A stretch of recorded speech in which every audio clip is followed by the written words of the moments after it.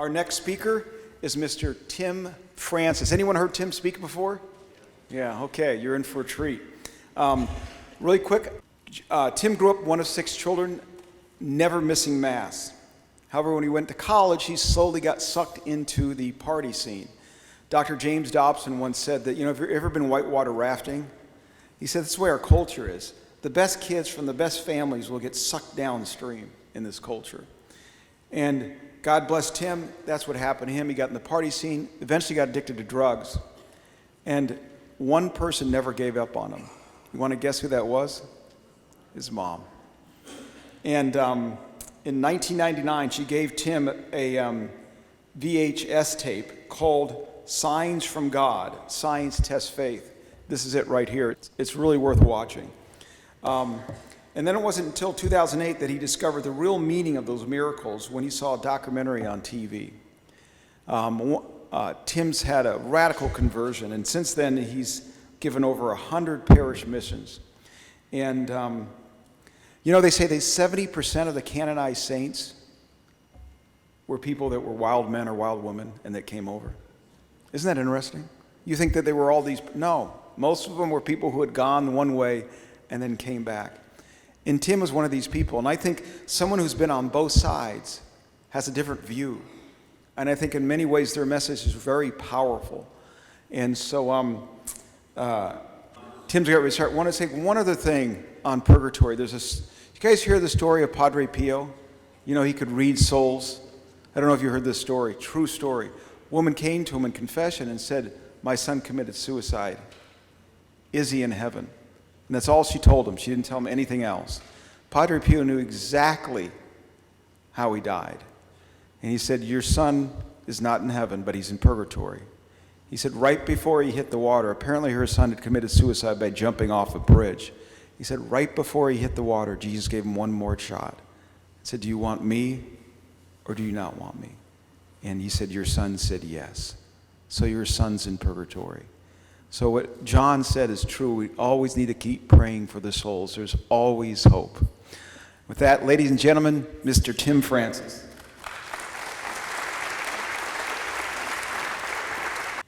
Good morning. Oh, Dominic said, how many people have seen Tim's presentation? I think everybody raised their hand. So most of you probably could do this presentation, I suspect. Is there anybody in here who has not seen this presentation? Beautiful. Not for my purposes, but for the information. Obviously, this on the screen is my mom and dad. And before I get started, don't have time, obviously, because you're on a time limit to go through all these people. But from my heart of hearts, Dr. Gregory and Paula and Bob and Norb, Brenda, all of you just beautiful people that are just prayer warriors, and many of you in your retirement spending all of your time for this, and many of you who are here in your seats right now who have heard this stuff 1,000,000 times, who I'm totally preaching to the choir, who have kids and grandkids that are not in the choir, and that it just absolutely breaks your heart that John talked about. I just want to thank you. I really do, because you're the staple of the church. You're the staple of the church. I always think it's ironic that I'm up here talking. I was at a Divine Mercy conference 6-7 years ago. There's thousands of men and women, and they're just prayer warriors. And I'm like, what the heck am I doing talking to? What am I going to get out of the world? You guys are at abortion clinics, you're praying the rosary. So what I understand very clearly is when Dr. Gregory asked me to come here, I have learned over the last 9 years that my main role to be used is a pebble in the pond, and that I can come and I could maybe remind you of what you already know, but also give you tools and insights of things that I feel have been very impactful for bringing kids and grandkids back to the church. It's up to the Holy Spirit, like John says, but we have to do our part. Last I checked, God helps those who help themselves. But also that I can get into a parish. And if I've never been to your parish, that's my bread and butter. Because I want to reach all the people that are going to Mass once in a while. And that's the new evangelization. But this is my mom and dad, of course. My mother is certainly here, without a question. And for those of you who haven't heard the story, probably the title of the talk should be The Power of a Mother's Prayer. This is my family. They've gotten a lot bigger than this, but my wife is downstairs manning the table. I've been married as of Monday 20 years. And so, yeah, what a great anniversary. Never thought I'd ever spend 20 years ago my anniversary at a Catholic church, to be honest with you. We've got 3 children. It's interesting because my talk has so much to do with the Sacred Heart. This is a picture of me. I certainly never put it in there to be cute. I put it in there because everything I'm going to talk about has to do with the Sacred Heart, and I went to a church called Sacred Heart. But growing up, I didn't know what you know. I didn't go, Dominic talked about Padre Pio. I didn't go to Catholic school. I didn't know anything about saints or mystics. None of it ever was discussed. My mom was a convert. My dad was a cradle Catholic. And, you know, my dad's 83, and we grew up in the generation that you mind your P's and Q's. You didn't talk politics. You didn't talk religion. It's not his fault. You just didn't talk about it. He was too busy working. This is what happened. I went off to Ohio State. If you look at that picture, many of you probably were there. Maybe not Ohio State, but at another university, or your kids and grandkids are. Dominic said, you know, Tim went off and went crazy. I did. A lot of people went off and went crazy, but I went real crazy. It's not a bragging point, obviously, but I grew up with perfect parents. Dominic talked about it. What you talked about with the raft, that was so perfect because that's exactly it. People always ask me, parents, grandparents. I mean, I've done hundreds of parish missions, and they always ask me, my kids, I don't understand what I did wrong. And I'm like, stop that. Wait, what do you think you did something wrong? If your kids and grandkids, it's all about who you hang out with, isn't it? That's it. And the current is vicious. We know that. But this was me. This is where I lived. Other than the gym, this is where I lived. And that bucket, you see that bucket? It cost us, it's a bucket of beer. It cost us $5. So 20 of us would put in like 50 cents and we'd drink all day. And that's what we did. Wednesday through Sunday. My feast days were Ohio State, Michigan football. That's what I lived for. That's what I lived for. Never went to church unless I came home to the small town that I grew up in called New Carlisle, Ohio. What happened is I went over to Dallas, Texas. I was chasing money. Wanted to be rich. I met this girl who's now my wife. And we got married in Lake Tahoe, outside the Catholic Church. Okay? Okay. Outside the Catholic Church, we got married. And my mom and dad weren't happy about that. I remember going to the deacon down in the cathedral in Dallas, and I said, we're going to get married. I was going to get married in the church. And he said, you have to sign something that says you're going to raise your kids Catholic. And I'm like, well, we can't, I don't even know if we're going to do that. My wife wasn't Catholic. He was like, basically, why are you here? I'm like, well, I'm Catholic. He's like, no, not really. You're not a practicing Catholic. So we got married in Lake Tahoe. This picture I found years after my mother passed away. My dad must have took it. Interesting, because he never took pictures. That's not my dad's style. But if you can see the date, of course you can, August 15th. We got married August 12th. And this picture is in Lake Tahoe. My mom and dad came to kind of support us. I found out later that my mom talked my dad into it. My dad didn't want to come. My dad's a very strict, no nonsense, we're not going to support something like that. They're getting married outside the church. But there's my mother, praying and asking the Blessed Mother to pray for everybody she ever met in her entire life. Now, I guess my mom passed when she was 65. I don't know, I think she'd be like 80 or something right now, and she'd be right here in line for confession. One of the things she was praying about is we got invited to a big mega church. Do any of you have kids and grandkids that are going to a non-denominational church? Raise your hand just so I know I'm talking to. Okay, you do? So this was me. I didn't have any problem with it. My wife had a theater, but now this is an actual picture. This doesn't look like this church, right? It looks like a concert, doesn't it? So we thought it was absolutely great. I called my mom and said, hey, I'm going to a church, and she said, is it Mass? To show you where I was. I don't know. I don't know what you mean. Honestly, that's where I was. What do you mean Mass? I don't pay attention to that. I don't know. This church is this church. What does it matter what church you go to? Who cares? I'm going to church, right? My wife and I met in a bar. So we went from the bar scene to the Bible scene. Now, I'm not saying if you go to a bar, something's wrong with that, but if you spend Wednesday through Sunday, probably it is. So I got my first Bible study ever in my entire life. I called my mom, said, I'm in a Bible study. She introduced me to this guy. Most of you probably know who it is. The 4 of you who don't, he still has a show. It's called The Journey Home.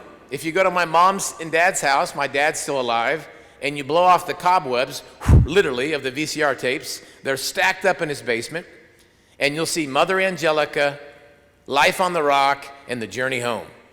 And she taped every show. She sent it to me.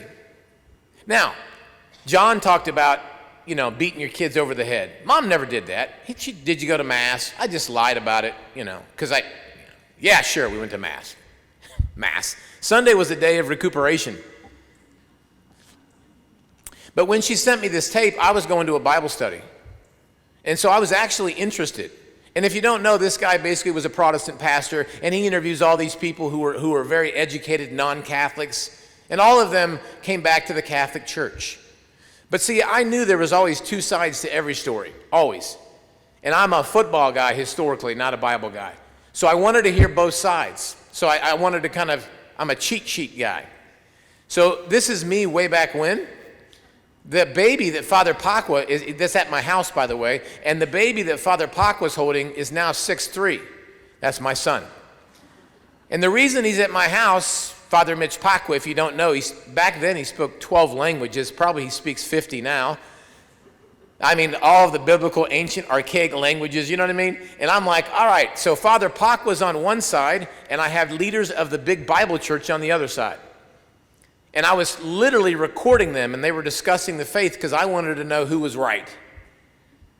After a year or 2 of listening to every debate I could get my hands on, by the way, that's how I learned my faith, debates, I decided the Catholic Church won the day. I wasn't overly happy about it because the other church was a lot more fun. Eventually, when we started going my wife wanted nothing to do with it. And when we started going to make the marriage work, we started going to the Catholic Mass and the big mega church. My kids would say, are we going to the fun church or the boring church? We'll talk a lot about that today and this afternoon. By the way, this is part 1.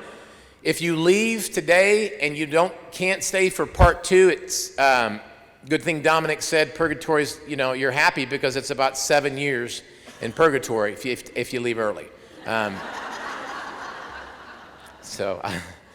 But try not to leave. And I don't say that because I'm here, because the reason I am here is for your kids and grandkids and the people at your parish that don't understand what you understand. That's the reason I'm here. So my mom sent me another tape, as Dominic mentioned. This was in 1999, Signs from God, Signs Test Faith. I'd never seen anything like this. I didn't know about Padre Pio and the stigmata. By a show of hands, and I never ask anybody to raise their hand to be cute. I'm doing it so I know who I'm speaking to. By the show of hands, how many of you do not know all the miracles attached to, or most of the miraculous stuff attached to Padre Pio? Is there anybody like me? Oh, raise your hand high. Oh, beautiful. I always think everybody knows this stuff. Because when I heard about this stuff, I said, this is unbelievable. We'll talk a lot about that. What happened is, my mom sent me this tape. I witnessed a lady, which you're going to see in about 5 minutes, experience the stigmata. Now, I didn't know what a stigmata is. Again, for the 2 of you who do not, it's where people experience the wounds of Christ.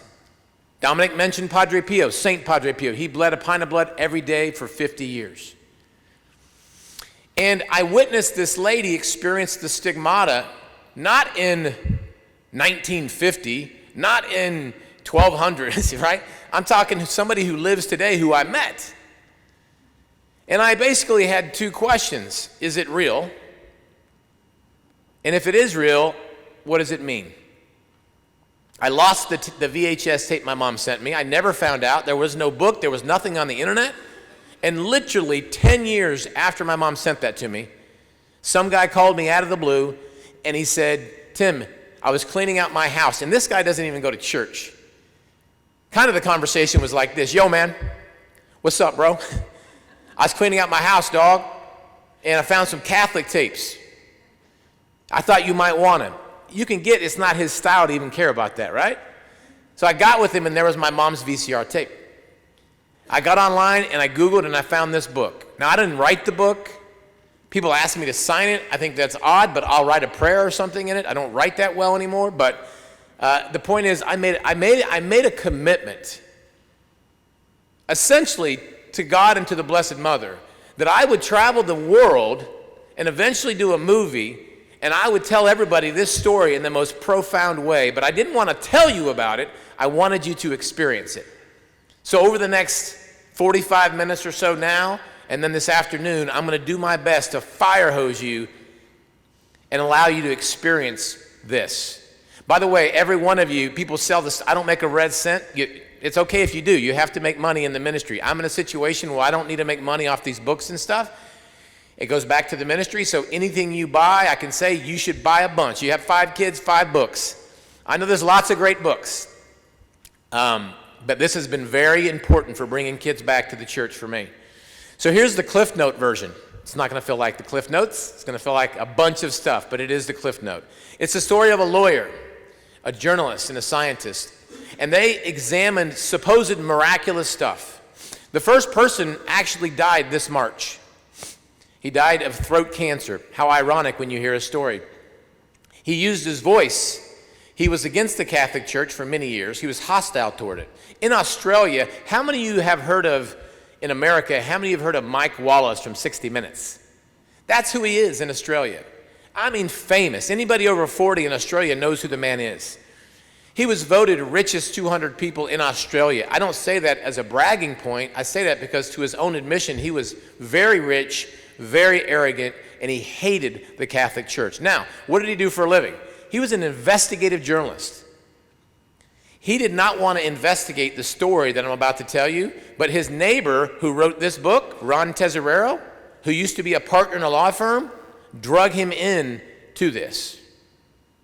The way Ron put it was, he said, it would be like if you wanted a painting of your wife, and your next door neighbor was Leonardo da Vinci.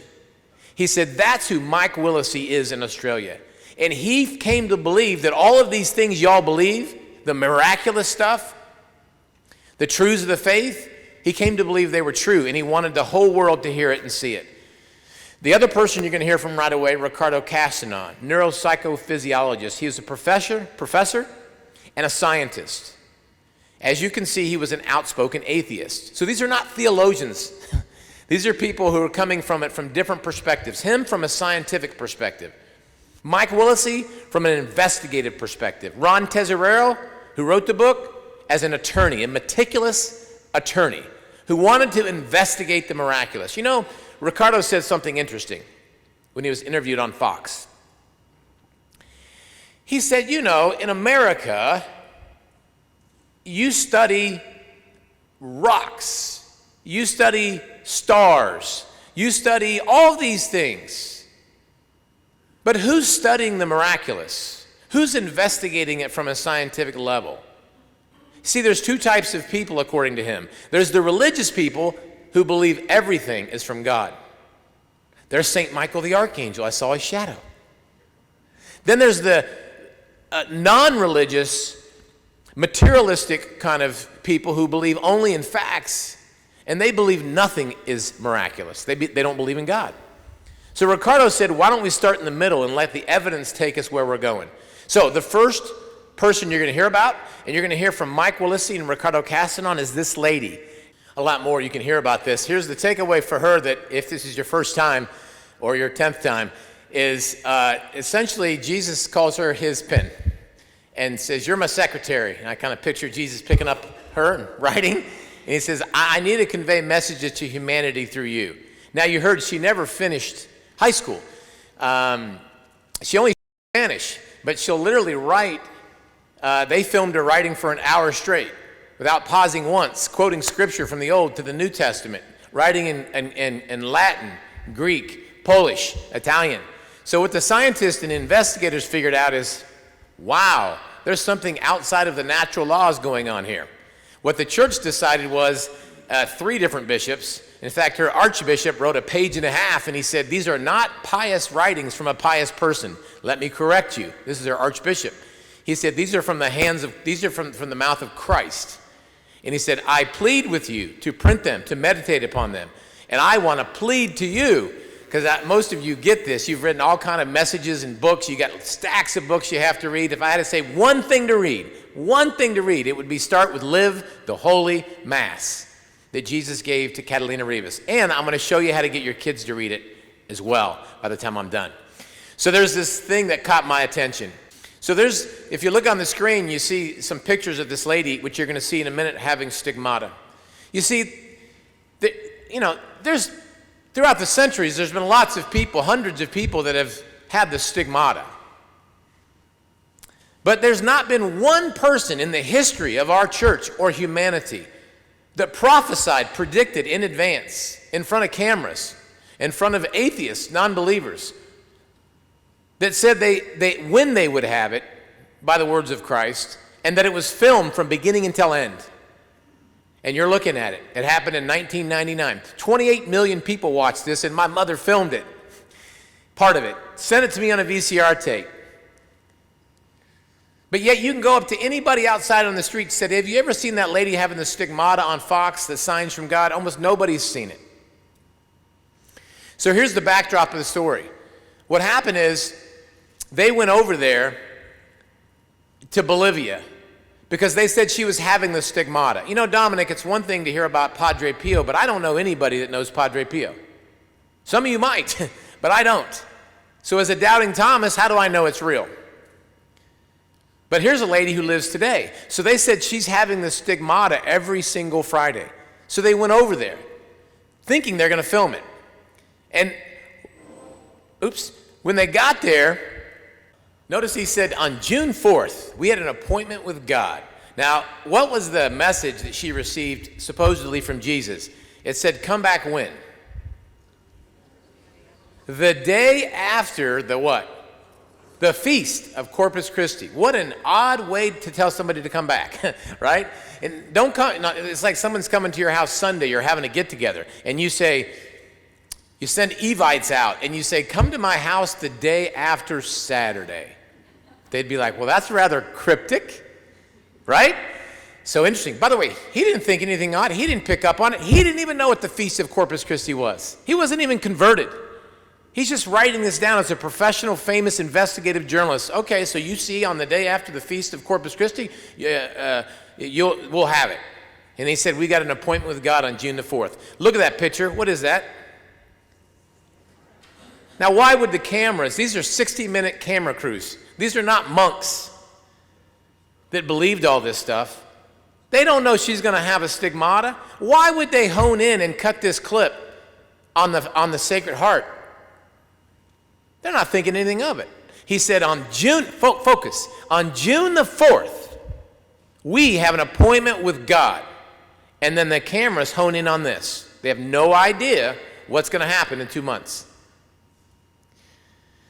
The prophecy was, come back the day after the Feast of Corpus Christi. I'm guessing that Jesus wants us to understand the backdrop, the understanding of the Feast of Corpus Christi. Let's talk about the prophecy. It said, come back the day after the Feast of Corpus Christi.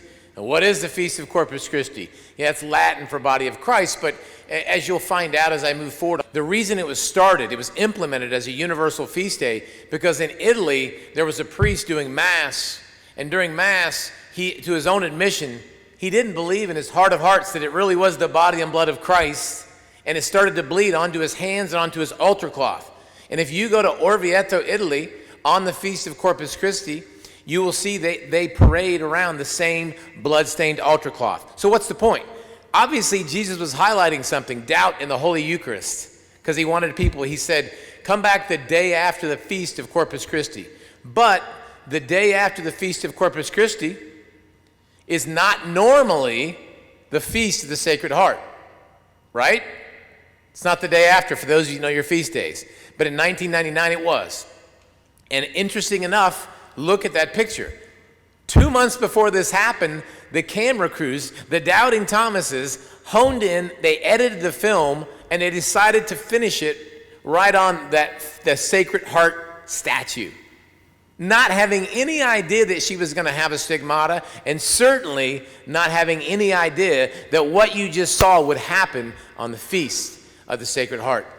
So what is the Feast of the Sacred Heart? Well, as you know, St. Margaret Mary Today they call her St. Margaret Mary. Back then they called her nuts. Right? You know the story, the religious people. Why? Because she says Jesus was appearing to her.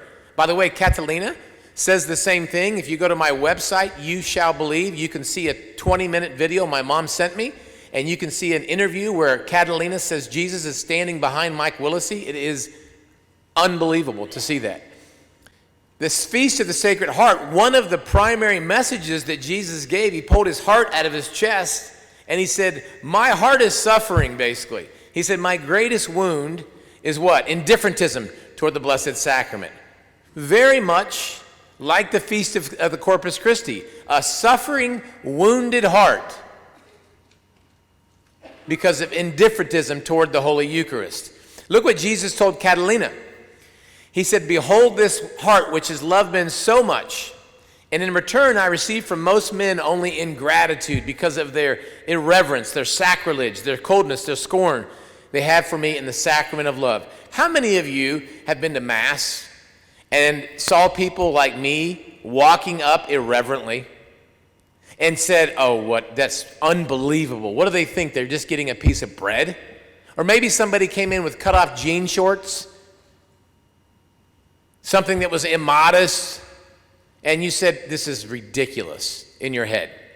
Or maybe to somebody else. Jesus has a message for you. Because Catalina said the same thing.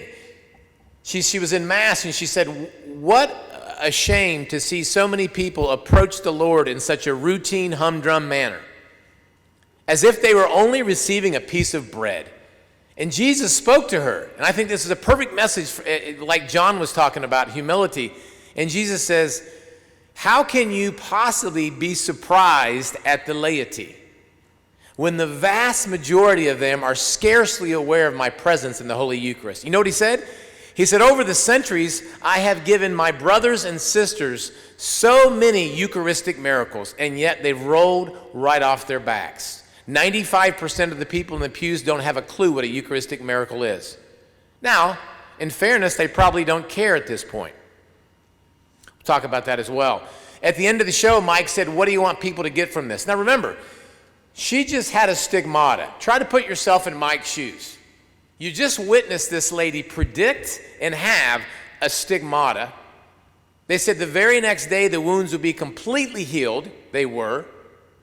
I make the wounds and I heal them. And he says, well, what do you want people to get from this? She said two things. One, I want them to remember we have a live Christ in the Holy Eucharist. Now that's an interesting thing to say. You just had a stigmata. What do you want people to get from this? He says, I want people to know that we have a live Christ in the Holy Eucharist. The Feast of Corpus Christi, the Feast of Sacred Heart. Aren't those two feast days centered and brought to the forefront and became universal feast days because people didn't believe that we have a live Christ in the Holy Eucharist? And then she said, please don't forget Jesus suffering for all of us. Now, whenever I think of Jesus suffering, I think of the Mel Gibson movie, right? Getting beaten on that. Jesus says, and I'm paraphrasing, if that's what you're thinking about, you're missing the whole thing. He said, you're missing it.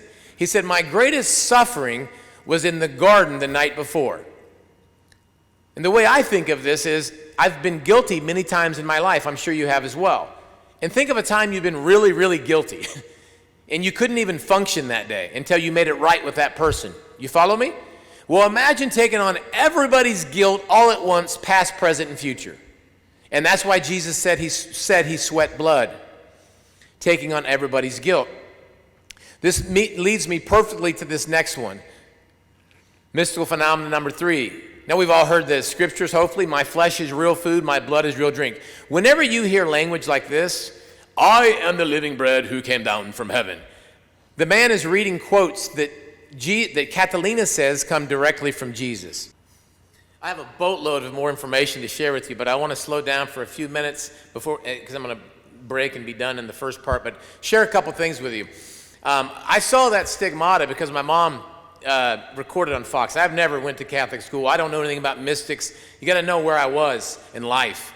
And I went from going to Catholic church every Sunday to going out to Ohio State, partying my tail off, to eventually being addicted to cocaine and crack.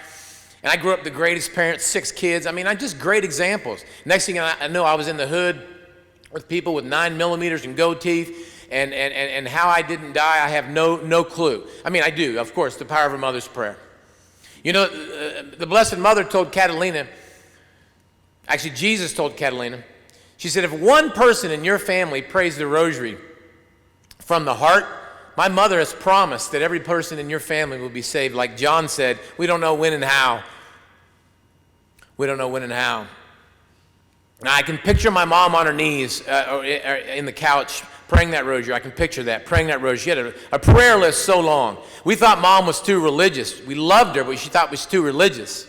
You know, there's more to life than church, Mom. All of us should go to church now. This story had a big impact on me and my family, to say the least. But when I saw that stigmata, I had two questions. Is it real? If it is real, what does it mean? It took me 10 years to find that answer out. But when I did, I set out on a mission. I'm still on that mission 9 years later. Finally, I want to leave you this. I was in Arizona 7 years ago. A lady came up to me after the first night. She said, my son has to hear this. I said, bring him. She said, he ain't going to come. He said, he didn't live at the house. I said, guilt him. You're his mother. She said, he won't come. I said, pay him. She laughed, and I said, did you pay for his college? She said, yeah. I said, try it. He sent me an email. It's on my website. It's in my material. He sent me an email. He said, I want to thank you for changing my life. My mother drugged me to the second night of your mission. Now, she paid him $100. He goes, I only used to go to Mass on Christmas and Easter. He said, now I made a good confession, and now I go to daily Mass. 4 months ago, I was in St. John, Michigan. A kid, a 36-year-old man, who goes to St. Joseph. He belongs to St. Joseph. His kids go to Catholic school, but he doesn't go to church, him and his wife. Why? He said, because I didn't get anything out of it. He said, why did you bring your kids there? He said, I figured maybe they'd find something I missed. But he got a postcard in the mail, because at our parish mission, we send a postcard to everybody. He said, I figured I'd try to go. Long story short, he said, I was mesmerized, not because of Tim Francis, because of the information. And afterwards, he said, I have not missed, it was like 4 or 5 months ago, he said, I have not missed Mass since. Thank you for your ear and your time.